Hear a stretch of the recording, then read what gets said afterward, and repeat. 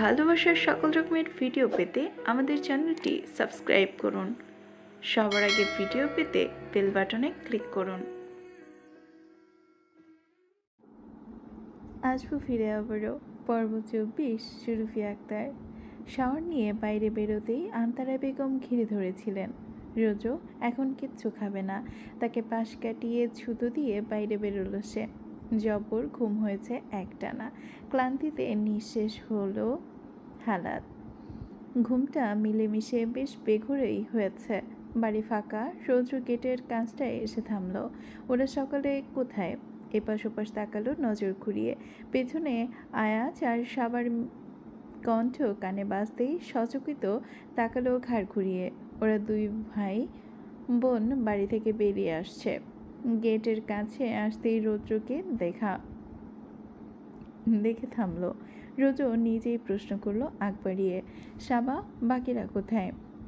ভাইয়ারা তো গ্রামের স্কুলের দিকটায় গেছে, আপুরা পুকুর পাড়ে, আমরা ওখানেই যাচ্ছি। ও, আয়াজকে নিয়ে পাশ কাটিয়ে চলে গেল সাবা। রোজও খানিকক্ষণ দাঁড়িয়ে থেকে নিজেও পিছু পিছু হাঁটা লাগালো ওদিকটায়। ততক্ষণে শুভ্র আর আজও ফিরে এসেছে। বাকিদের ঘাটের সিঁড়ির কাজটায় বসে থাকতে দেখে দুই ভাই মিলে বসলো পাশাপাশি। সাবাকে উদ্দেশ্য করে শুভ্র বলে উঠল, স্কুলের মাঠে প্যান্ডেল বানানো হয়েছে, মঞ্চ সাজানো হচ্ছে, টুকটাক আয়োজনও দেখলাম। কি হবে ওখানে? স্কুলের মাঠে? ও হ্যাঁ, আজ রাতে তো ওখানে মঞ্চ নাটক হওয়ার কথা, দোকানপাট বসবে বোধহয়, তাই প্যান্ডেল করা হয়েছে। আমি তো ওই পরীক্ষা চক্করে ভুলেই গেছিলাম। মঞ্চ নাটক এখনো হয় এসব? হয়তো এখনো গ্রামে হয় এসব, বছরে দুবার করে হয়, এবছরটা এটাই শেষ। সাফার উদ্বেগ নিয়ে বলল, আমি জানি, আমার মনে আছে আগে যখন নাটক হতো তখন তো প্রত্যেকবার আমরাও আসতাম, তাই না ভাইয়া? মনে আছে তোমার সেই ছোট্টবেলায়? শুভ্র মাথা নাড়ায়। মেঘা এসব বুঝলো না, সে বোঝার ভঙ্গিতে কথা বলার মাঝে বলল, এসব আবার কি নাটক হয় গ্রামে? বুঝিয়ে বলল শুভ্র। ওই এক কথায় যাত্রা বলা বলে এসবকে। দেখিসনি আগে? যাত্রা শুনেছি, দেখা হয়নি সামনাসামনি কখনো। সাফা ব্যাকুল হয়ে পড়ে। তাহলে আজ রাতে যাত্রা দেখতে যাই আমরা, অনেক মজা হবে। কতদিন দেখি না আমি। মেঘারও এই সুযোগে প্রথমবার দেখা হয়ে যাবে। ভাইয়া যাই প্লিজ, নিয়ে যাবে?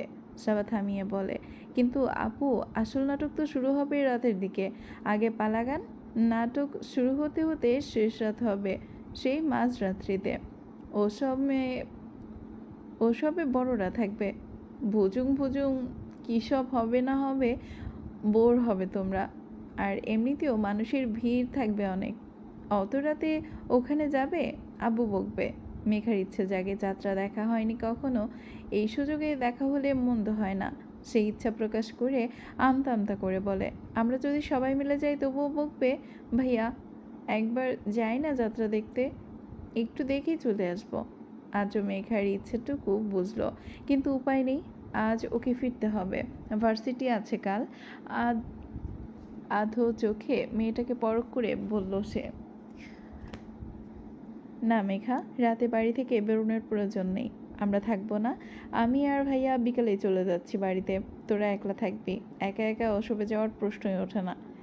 তুমি বাড়ি ফিরবে আজ? বিকালের দিকে রওনা দিব। ভাইয়াও যাবে, ভার্সিটি আছে আমার, ভাইয়া আর ভাইয়ার অফিস, আমাদের থাকা হচ্ছে না, তোরা তিনটে একসাথে থাকবে। আমার আর আশা হবে না, ভাইয়া কাল অথবা পরশু এসে তোকে নিয়ে যাবে। তোদের যাত্রা থেকে যাও না, একসাথে বাড়ি ফিরবো কাল। আজ যাত্রা দেখতে যাব সবাই মিলে। না মেঘপুরি হবে না, গ্রামের পরিস্থিতি আলাদা, থেকে গেলেও অত রাতে নিয়ে যেতাম না। মেঘা মুখখানা মলিন করে, নামিয়ে নেয় চোখ। রোজও পিছনে আম গাছটার কাছে টান টান হয়ে বুকে হাত গুটিয়ে দাঁড়িয়ে, স্বভাবসুলভ মুখশ্রী নিরেট। এত বেশি ঘুমের দরুন চোখ মুখ ফোলা তার। শুভ্রের চোখে পড়া মাত্রই শুভ্র ডাকলো ওকে, রুডি, ওখানে দাঁড়িয়ে আছিস কেন? এদিকে আয়, কথা আছে তোর সাথে। আদ্র ঘাড় কাত করে চায় ভাইয়ের দিকে। সহসা রোজও এগোনো মাত্রই শুভ্র প্রশ্ন করে সোজাসুজি, কখন এসেছিস কাল? 3:30 বেজেছে। ফণিতাহীন উত্তর। থেমে প্রশ্ন করলো আদ্র, অত রাতে বাইকে এসেছিস? উত্তর নেই। বরাবরের ন্যায় তিক্ততায় আদ্রকে উপেক্ষা করলো রৌদ্র। কিয়ৎকালেও উত্তর না পেয়ে শুভ্র একই প্রশ্ন করলো, কি হলো বল, বাইকে এসেছিস? বেরিয়েছিলি কখন ও বাড়ি থেকে? 1:30টার দিকে। চরম বিস্ময়িত হলো শুভ্র আর আদ্র। ফ্যালফ্যাল করে অবিশ্বাসে চাইলো একে অপরের দিকে। এই ছেলে বলে কি? শুভ্র কিঞ্চিত অবিশ্বাস নিয়েই বলল, রুডি, আর ইউ সিরিয়াস? তুই সেই মাঝরাতে টানা ড্রাইভ করে 2 ঘন্টায় গ্রামে এসেছিস? Like seriously? সিটি থেকে মিনিমাম 130 কিলোমিটার দূরত্বে আছি আমরা, আর তুই এই এতটা পথ 2 ঘন্টার পাড়ি দিয়ে এসেছিস? কোথায় এতটা? কম ছিল তো। জাস্ট 2 ঘন্টা লেগেছে আসতে। স্পিড বাড়িয়ে এক নিঃশ্বাসে চলে আসতে পেরেছি, নতুবা না আসলে শ্বাসরোধ হয়ে মারা পড়তাম। বাঁকা চোখে মেঘাকে দেখলো আর কথাটুকু বলল। পুকুরের পানিতে একদৃষ্টিতে তাকিয়ে আছে মেঘা, শুনছে সবটা, তবে উদ্বেগহীন। শুভ্র গলা ছাড়ল, বলল, এখানে এসেছিলি তো সেই ছোটবেলায়, পথ মনে ছিল তোর? যে পথের পথিক আমি, সে পথে ভুলবো কি করে? সে পথের দূরত্ব পেরিয়ে অতি গন্তব্য যে আমার আছে, আমার রেড ফ্ল্যাগ। এই রেড ফ্ল্যাগের টানে পথ খুঁজে নিয়েছি। মনে মনে কতটুকু আর রইলো, মুখে বলল রাজবাড়ি গলায়, আমি কিচ্ছু ভুলি না। শুভ্র ভাইয়ের দিকে চোখ নামায়, হাফ ছেড়ে বলে, দেখতেই পাচ্ছি। আদ্রের ফোন বেজে ওঠে। তোফায়েল কবির ফোন করেছেন, নিশ্চয়ই ছেলের খোঁজে। আন্দাজ ভুল হলো না আদ্রের। ফোন কানে তুলতেই ওপাশ থেকে রাজবাড়ি গলায় প্রথমে প্রশ্ন ছুড়লেন তোফায়েল কবির, কোথায় তোমরা? ভাই কোথায় তোমার? আজও রোজের দিকে তাকায়, উত্তর করে, এখানে। এখানে মানে? কখন গেছে সে? মাঝরাতে। বাহ, মাঝরাতে ঢাকা থেকে সিরাজগঞ্জ চলে গেছে ওই ছেলে? কেন, কি দরকার ওখানে তার? বাড়িতে তো থাকে না। গেছে তো গেছে, নিজের মাকে অবধি বলে যায়নি। মাঝরাতে কোন দরকারে ওখানে যাওয়ার প্রয়োজন পড়লো তোমার ভাইয়ের? আদ্র নিশ্চুপ। সকালে উঠেই ছেলেকে ঘরে না দেখে ব্যস্ত হয়ে পড়েছিলেন রুবিনা কবির। ফোন করেও ফোন পাননি। দুপুর গড়াতে না গড়াতেই চিন্তা বেড়েছে তার। তোফায়েল কবির আন্দাজ ঠিক ছিল একদম। তিনি সোজাসুজি এখানেই ফোন করেছেন, আর যা ভেবেছিলেন তাই হলো। তার বেপরোয়া ছেলে কোনো কিছুর পরোয়া না করে গ্রামে পৌঁছেছে মাঝরাতে। এটাই তো দেখার ছিল তার। মেঘাকে রৌদ্রে থেকে দূরে সরাতে চান তিনি। আর তার বেপরোয়া ছেলে তার যাওয়াকে তোয়াক্কা না করে দ্বিধাদ্বন্দ্বে ডুবেছেন তোফায়েল কবির। কোথায় ভাবলেন কদিনের জন্য মেঘাকে গ্রামে পাঠিয়ে দূরে সরিয়ে রাখবেন একটু, কিন্তু না, যার থেকে দূরে সরালো সেই আরও কাছে গিয়ে বসলো। এখন হুটহাট তো আর শহরে ফিরিয়ে নেওয়া যাবে না মেঘাকে। কথা শেষ করে ফোন রাখলো আদ্র। ও আর শুভ্র ফিরবে বিকেলের পর। সেই দুপুরের পর রোজ বেরিয়েছিল কোথাও, এ বাড়িতে খায়নি কিছুই। কাউকে কিছু না বলে কোথাও গেছে হুদিস নেই। আদ্র আর শুভ্র বিকেলের পর শহরে ফিরেছে। অতঃপর রোজের দেখা মিলেছে সন্ধ্যার আজানের সময়। বাইক নিয়ে বেরিয়েছিল, বিদ্যুৎ চলে গেছে। এই সন্ধ্যাতেই কালো অন্ধকারে ছেয়ে গেছে পুরো গ্রাম। ঘুটঘুটে অন্ধকার চারপাশ।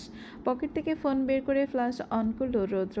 বাড়িতে ভূতের বাড়ির মতো কম কিছু মনে হচ্ছে না এই আধারে। গেট পেরিয়ে সদরের কড়া পড়তেই হাতে টর্চ নিয়ে দরজা খুলে দিলেন আন্তারা বেগম। রৌদ্রকে দেখে বিচলিত হয়ে বললেন, রৌদ্র, কোথায় ছিলে তুমি সারাদিন?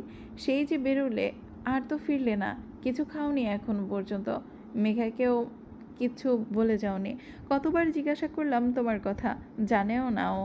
অন্তত মেয়েটাকে তো বলে যাবে। শহরের দিকে গেছিলাম একটু। এসো এসো, ভিতরে এসো আগে। আদ্র আর শুভ্র চলে গেছে, আমি ভাবলাম তুমিও বোধহয় চলে গেছো। ফোনের আলোয় ভেতরে ঢুকলো সে। ডান পাশে ঘরে হলদে ঝিলিক দেখা যাচ্ছে, বোধহয় মোমবাতি জ্বলছে। কথার শব্দও শোনা যাচ্ছে সেখান থেকে। বাকিরা হয়তো ওখানে। আন্তারা বেগম বলতে বলতে ঢুকলেন, গ্রাম তো, লোডশেডিং হয় মাঝে মাঝে। একটু পরেই কারেন্ট চলে আসবে। তুমি ঘরে গিয়ে ফ্রেশ হয়ে নাও, আমি মেঘাকে পাঠাচ্ছি তোমার ঘরে। আর শোনো, ওই কর্নারে ঘরটায় যেও, ওয়াশরুম আছে ওটাতে। সবার ঘরে একসাথে বসে আছে সকালে। আন্তারা বেগম ট্রেতে করে নাস্তা নিয়ে 1 কাপ কফি করে নিয়ে ঢুকলেন ঘরে। কারেন্ট নেই বিধায় পড়া হচ্ছে না কারোরই। বসে বসে আনমনা না থেকে চার রমণী ফোনে লুডো খেলছে বোরিং সময় কাটাতে।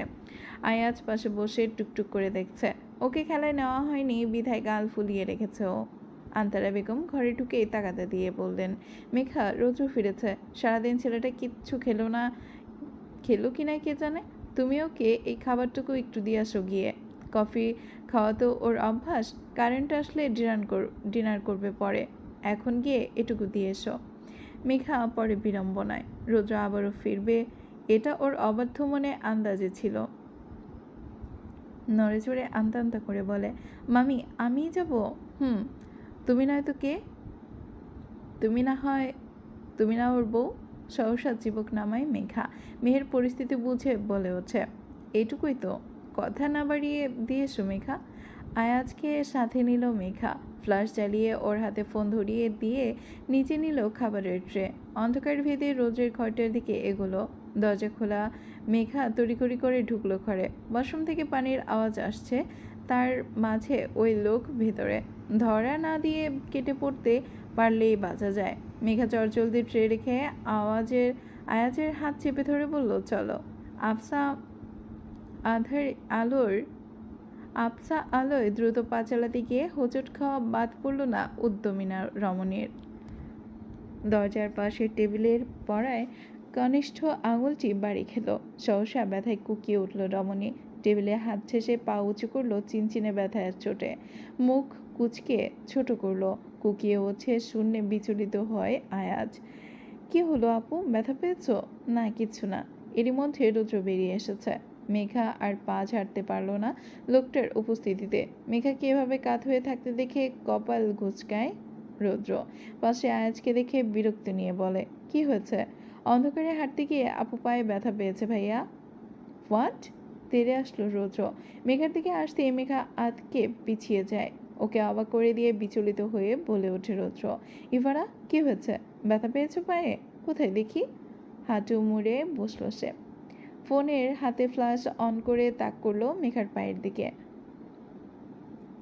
হাত বাড়াতে গেলে মেঘা ছ্যাত করে পিছিয়ে যায়। কি করছেন? কিছু হয়নি আমার। রুদ্র পাত্তা না দিয়ে খাড় কাত করে আয়াজকে বলে ভারী গলায়, তুই যা এখান থেকে। ছেলেটা পালাতে দেরি হলো না। ভরকালো মেঘা। ঢুকিল অন্ধকারে। ওনার কোনা খামছে ধরে আরেক কদম পেছল। উঠে দাঁড়ায় রুদ্র। দরজা আটকে দেয়। আরও বেশি ভয়ে কুকড়ে যায় মেঘা। এই লোকটাকে মাঝে মাঝে কেমন ভয় লাগে ওর। এনার কাছাকাছি সংস্পর্শে থাকা মানেই যে অঘটন। বরংবার নিজের বিরুদ্ধে গিয়ে ঐধ্যত ভুলে বেখালি হয়ে পড়ে মেঘা। শক্ত খোলস ধরে রাখতে পারে না।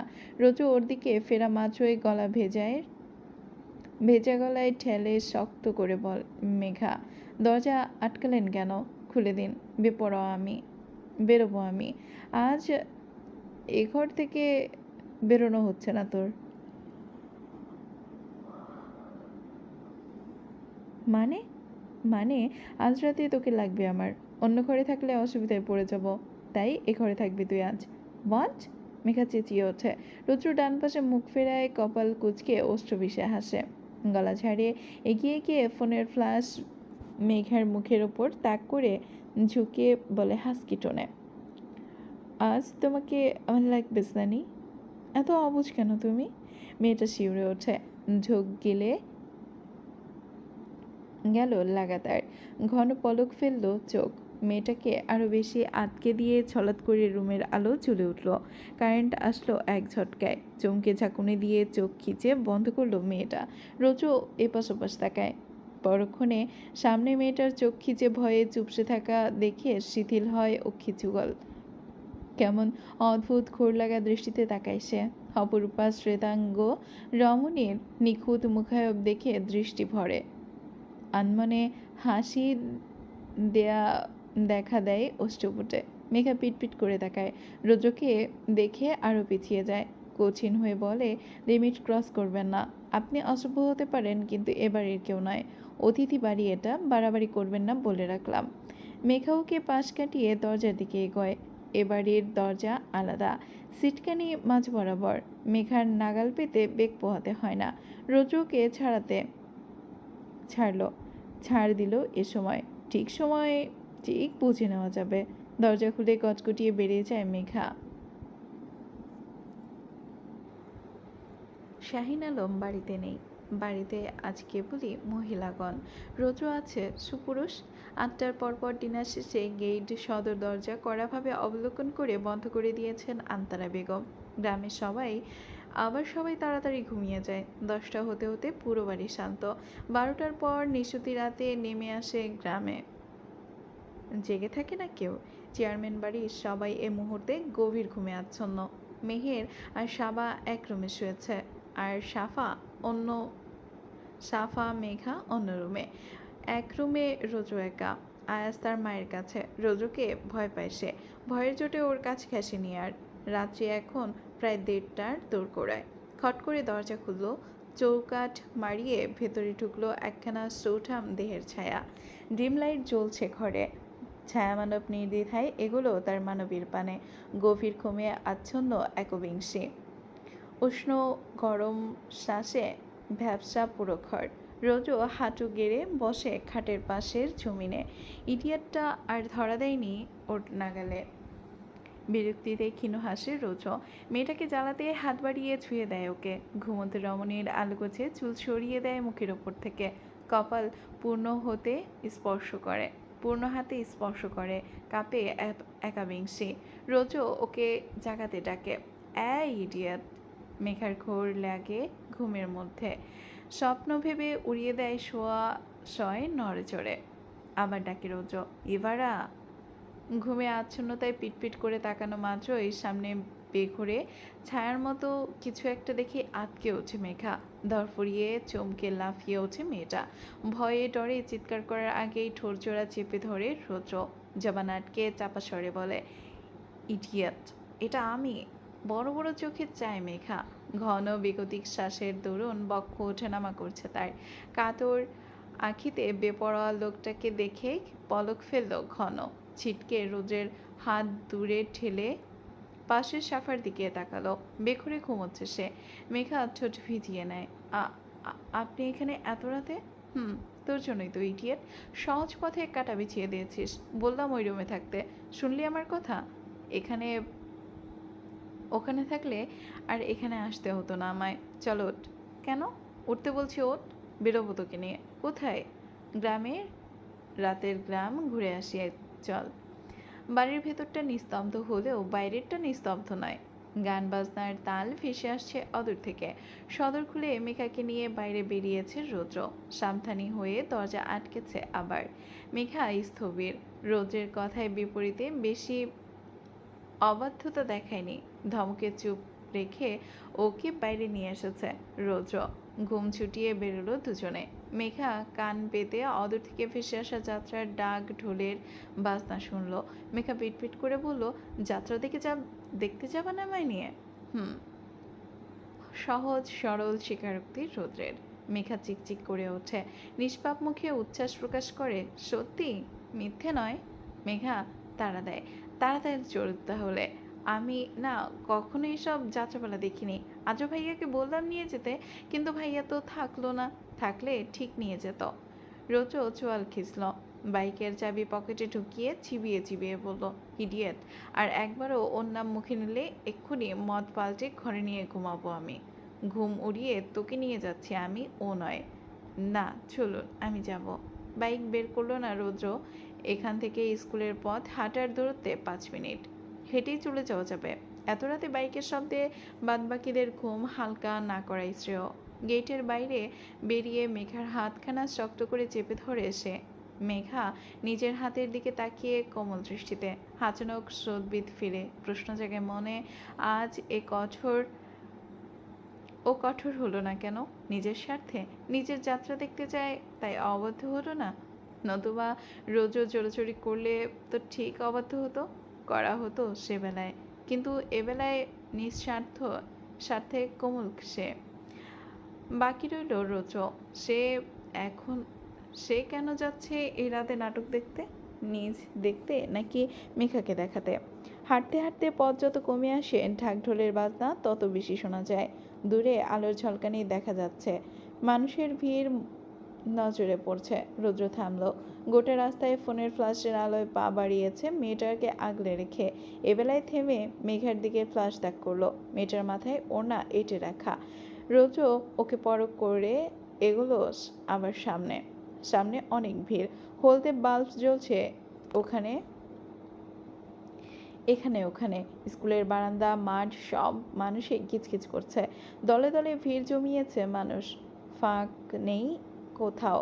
ভেঙানোর ভেঙানোর কণ্ঠস্বর ভেসে এসে আসছে ভেতর থেকে। রুদ্র আবারও থেমে বিরক্তিকর কপাল কুটায়। এত সব মানুষের ফিরে এখানে আসাটাই বৃথা। সকলে এই কোণের মানে এক একজনের সাথে ঘেঁষাঘেঁষি হবে। কত শত মানুষ, বয়োজ্যেষ্ঠ থেকে গ্রামের ছেলে পেলে সবাই, মহিলা নেই কোথাও। রোজ বিরক্তি নিয়ে মেঘার দিকে তাকালো। সবার পেছনে অনেকটা দূরে দাঁড়িয়ে আছে ওরা। মেঘা পিটপিট করে বৃদ্ধা আঙ্গুলের ভর করে পা উঁচিয়ে মানুষ টপকে ভেতরের দৃশ্য দেখার চেষ্টা করছে। রোজ বিরক্তি চেপে রেখে না পেরে ধমকালো, ইডিয়েট, এখানে কি দেখতে এসেছিস? ভিড় দেখেছিস মানুষের? মেঘা কপাল গাঢ় ভাঁজ ফেলে। আমি আসলাম নাকি আপনি নিয়ে আসলেন আমায়? আসতে তো চেয়েছিলি তুই। কিছু দেখবি এখন এখানে? আমি আসতে চেয়েছি? আপনাকে কি বলেছি আমি? বলিনি যে আমাকে নিয়ে আসুন। আরেকটু আগেই চলুন, আরেকটু আগে চলুন, সবাই দেখছে, ওই তো যা হচ্ছে তাই দেখব। ওখানে থেকেই এখান থেকে দেখ, ভেতরে অনেক ভিড়, যাওয়া হবে না ওদিক। আচ্ছা, এ এখান থেকে আপনার রাইনো মুখ থোবরা ব্যতীত আর কিছুই দেখতে পারছি না আমি। আরেকটু সামনে চলুন। রোজ কটমট করে তাকায়, মুখ বাঁকায় মেঘা, ঠোঁট উল্টিয়ে সামনে তাকায়। রোজ অষ্টপুটে দাঁত বসায়, নিজের হাতের দিকে তাকায়। সেই কখন ছেড়েছে মেঘার হাত, বাঁধন আগলা করেছে, অথচ একে অপরের হাত আলাদা হয়নি এখনো, বাঁধনচ্যুত হয়নি। রমণী নিজের শক্ত করে ধরে রেখেছে বেপরোয়া লোকটার হাতখানা। রোজের মন প্রশান্ত হয়, হাসে এক পলসা, হিম হয় অন্তর্করণ, এগোয় আর একটু। মানুষজনের থেকে দূরত্ব রেখে পেছনে দাঁড়ায়। সে লম্বা হওয়ার দরুন দেখতে পাচ্ছে উঁচু মঞ্চে পালারচিত হচ্ছে অদ্ভুত ভিন্ন পোশাকের কুশীলব কী সব আবল তাবল সংলাপ ঝাড়ছে। সাথে সাথে হারমোনিয়ামে শোনা যাচ্ছে মাইকে। এসব মাঝপথে এসে বোঝা যায় নাকি? মেঘা শত কষ্টতেও উঁচু হয়ে দেখতে পারল না। ঝাই ঝাই করে উঠল একরাশ বিরক্তিতে। উফ, দেখবো না আমি, বাড়ি চলুন। কোনো কেন নিয়ে আসলেন এখানে? কিছুই তো দেখতে পাচ্ছি না। আচ্ছা আমি আচ্ছা আমি তো পাচ্ছি। আর একটু লম্বা হলে তুইও পারতি, আর একটু খাটো হলে আপনিও পারতেন না। যত সব। আমি এখানে থাকবো না, দেখবো না কিছু, চললাম বাড়ি। রোজও ওকে থামায়, টেনে ধরে আচমকা কোমর জড়িয়ে নেয় মেয়েটার। ভ্যাবাচেকা খায় মেঘা। রোজু হুচ করে এই মেয়েটার কোমরে শক্ত করে চেপে ধরে নিজের সাথে ঠেস ধরে শূন্যে ভাসিয়ে উঁচিয়ে তোলে ছিপছিপে নারী শরীরটা। জমিন হতে 1 ফুট উপরে তুলে নিজ বরাবর করে মেয়েটাকে মেঘা গাল জমিন থেকে 1 ফুট উঁচুতে তুলে নিজ বরাবর করে মেয়েটাকে। রোজও মেঘা গোল গোল চোখে তাকায়, নিজেকে সামনে নিতে কাঁধ খামচে ধরে রোদ্রের। চোখ নামিয়ে রেখে বলে থতমতো স্বরে, কি করছেন? পড়ে যাব তো। নামায়, পড়বি না। আমি আমার জিনিস সামনে রাখতে জানি। তুই তো আমার প্রপার্টি। হয়েছি সমান সমান। এবার দেখ।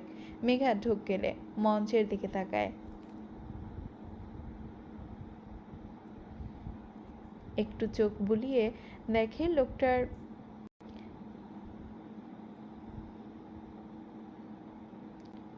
লোকটার থেকে ছাড়া পেতে বলে, নামিয়ে দিন।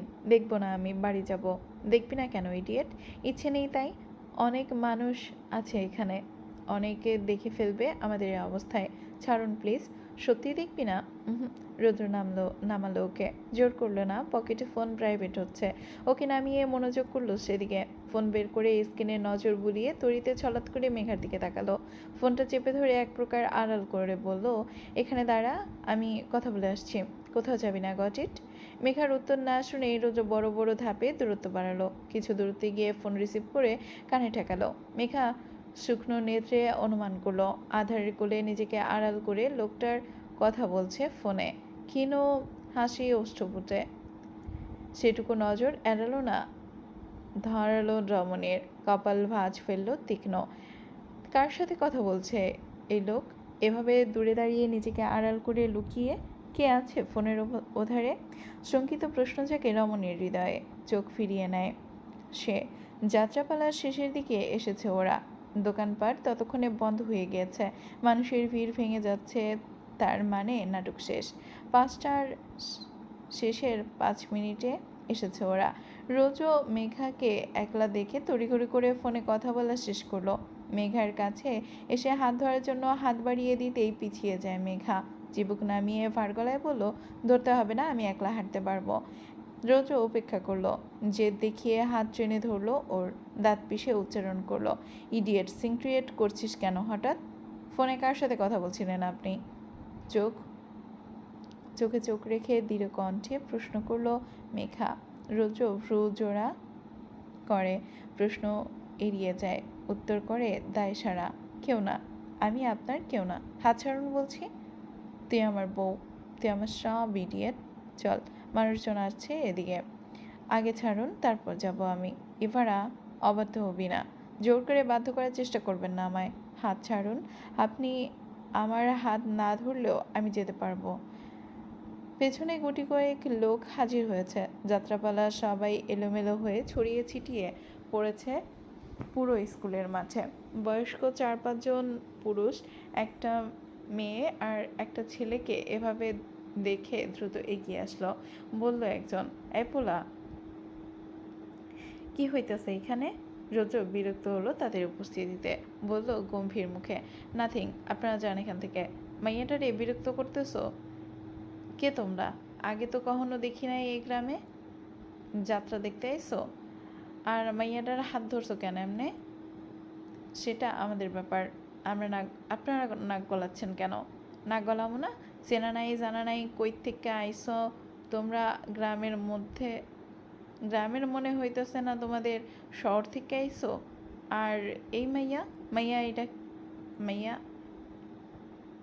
আর এই মাইয়া, এটা কে তোমার সাথে? রোজ চরম বিব্রত হয়। ও কোনো জবাবদিহিতা করবে এই লোকগুলোকে? রাগে দাঁত পিষে নিজেকে সামলে নিল। ক্ষুদ্র স্বরে বলল, বেশি কথা না পেঁচিয়ে, শি ইজ মাই ওয়াইফ, তাই আমিও ওর হাত ধরেছি। আপনাদের কোনো প্রবলেম আছে এতে? নিজের কাজ নিজে করেন যান। মেঘা চিবুক নামিয়ে সিটিয়ে দাঁড়িয়ে আছে। রৌদ্রের জোর খাটানো মাথাটা চোখ তুলে তাকালো, কথাটাই চোখ তুলে তাকালো। একজন হিতাহিত না বুঝে বলে উঠল মেঘার উদ্দেশ্যে, এই মেয়া, এই পোলা ঠিক কইতাছে? এটা তোমার ওয়াইফ? মেঘা শোনা মাত্রই ফ্যাট ফ্যাট করে তাকালো। পরক্ষণে দাঁত ঠোঁট চেপে ফিক ফিক করে হেসে উঠল। ফোঁস করে উঠল রোজ, স্টুপিড, ইলরিট্রাটেড। আমি ওর ওয়াইফ নই, ও আমার ওয়াইফ। মানে বোঝেন? স্ত্রী, ও আমার স্ত্রী।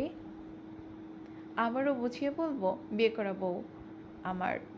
ও বউ মানে ঘরের বউ, অর্ধাঙ্গিনী। লোকটা মাথা দোলায়, আবারও বলে, তুমি কেন কথা কও? আমি মাইয়াটারে জিগাইছি, এটা তোমার স্বামী? এই পোলারে তুমি চেনো? শেষের কথার উত্তর করেছে মেঘা। ছোট্ট উত্তরে আবার বাড়াবাড়ি করলো না কেউ। পরিস্থিতি সামলে চলে গেলেন সকলে। রৌদ্র বিরক্তি ঝেড়ে মেঘার দিকে তাকালো, ফের হাত চেপে ধরে রেগে বলল, ইডিয়েট, বাড়াবাড়ি না করলে শান্তি হয় না তোর? চল এখান থেকে। মেঘা, সেই জেদ। হাত ছাড়ুন, তারপর যাব। তুই চাইছিসটা কি আমি বাড়াবাড়ি করি? তো নে, সামলা এবার। কথাটুকু শেষ হতে দেরি হলো রোদ্রের ওকে দুহাতে পাজা করে করে নিতে দেরি হলো না। ঝট করে মেয়েটাকে আগলে কোলে তুলল। নিয়ন্ত্রণে হারলো মেঘা। তড়িঘড়ি করে রোদ্রের কলার খামচে ধরলো নিজেকে সামলে নিতে। রোজও মেঘাকে এক হাতে সামনে এনে অন্য হাত ফোনের আলো ধরলো, পা বাড়লো দৃঢ়তায়। ঘন পলক ফেলে পিটপিট করলো সে। করে উঠল মেঘা। রাইনমুখ, আপনার সাথে আসাটাই ভুল হয়েছে, আমায় নামিয়ে দিন আমায়। হেই ইউ ইডিয়েট, জবান বন্ধ রাখতে পারিস না এক মুহূর্ত? আর একবার যদি উঁচু স্বরে কথা বলে ঠাস করে বলে ফেলি, দেব না কাল থেকে। আর একবার উঁচু স্বরে কথা বললে ঠাস করে ফেলে দেব কোল থেকে। মেঘা রেগে মেগে তাকায়, একটু থেমে আবার বলে, রৌদ্র খাস না কিছু? শরীরের তো বেহাল। এই শরীরে এত তেজ কোথা থেকে আসে তোর, ইডিয়েট রাইনমুখ? Shut up, you are shut up, shut up. এভারা রাগাবি না আমায়, চলবে?